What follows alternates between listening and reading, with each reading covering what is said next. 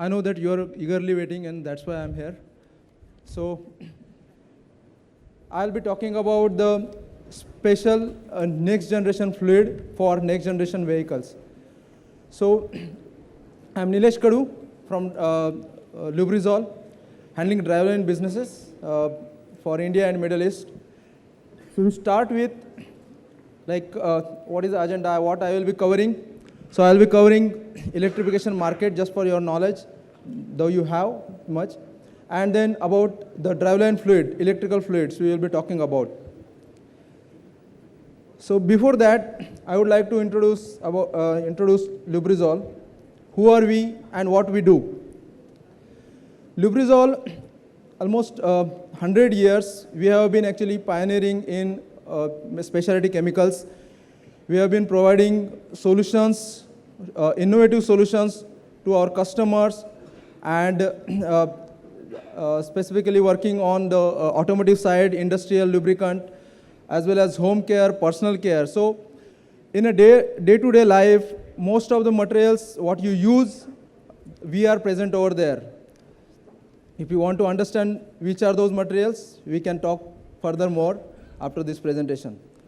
So we are part of Berkshire Hathaway, which is led by Warren Buffett, so you all are aware of. And we are a specialty chemical company. Specifically, like in India, we do have Lubrizol additive as well as Lubrizol advanced material. Where in additive side, we cater to the automotive industry. We are almost there in all lubricants, whether it is hydraulic, turbine, compressor, and engine oils. And same like driveline. So today we will be talking about the driveline part. So before just jumping on the driveline fluid, about the market, 70% market of new light duty vehicles will be hybrid. Specifically 30% almost is mild hybrid, and 45% of global would be battery electric. In India also 33% is expected to be light duty vehicles by 2030, 33%. And if you consider that 6% of US market is on electric vehicles, and it is expected to be grow by 10%, grow up to 10% in a couple of years. So that is how we are actually moving towards. Talking about the fluid requirement, here you see that different models are there from the traditional vehicles to the new electrical vehicles. For the traditional vehicle, there are conventional lubricant being used. However, next generation vehicles like electrical vehicles, whether it is hybrid or fully battery electric vehicles, they need a specialized fluid, and that's how there is actually a need of battery thermal management and the heat thermal or thermal management fluid over there. Talking about the electrical driveline unit, electric drive unit, which consists of first is e-motor, reduction gear, and inverter. E-motor normally it converts electrical energy to mechanical energy, but moving to higher speed, it generates a heat where it needs to be cooled with either with the fluid or the oil cooled. In reduction gear, it also again churns, and there the durability aspects comes in, where you need again a specialized fluid to maintain that metal to metal, to have the durability and avoid metal to metal contact. And again, inverter also, it requires a fluid. So driver for this new development, new generation fluid is higher performance, higher efficiency, lightweight, and lower cost. So we do have a fluid design for that requirement. Generally, conventionally, if you see that there are gear oils being used and even the automatic transmission fluid being used for existing vehicles. However, there is a need of having dedicated fluid for the next generation fluid. Even talking about the viscosity, generally gear oil has a viscosity in the range of 15 to 16 CST. Transmission oil has in the range of 7 to 8 CST. However, the new fluid, electrical fluid, would be in the range of 4 to 6 CST. Why it is so? Because there the thermal management comes into the picture, and with that thermal management, generally it is managed by the base oil, but the durability is important, and it requires a special chemistry.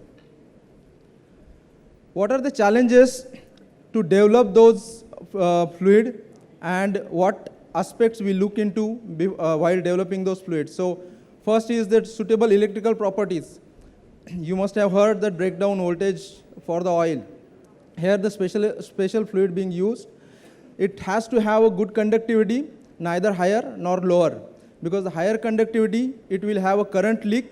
However, the lower conductivity would again have a static current issues. Then again, preventing copper corrosion. So motor is actually having high amount of copper wires, and coppers, if you use a conventional technology which is full with sulfur, it will corrode those coppers, and then breakdown would happen.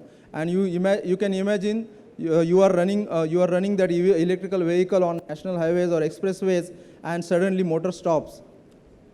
So to avoid that condition, you need a corrosion protection from the fluid side. There are different chemicals or the different polymers are being used in the system in the form of coatings, alloys, or engineering plastics. So that compatibility has to be there. Again, the thermal management and the oxidation control, since it is a base fluid being used, so thermal management is also important to look into. Considering these all challenges, there are parameters to be actually looked into, and then accordingly fluid is developed. So Evogen is our brand. You see right hand side top corner.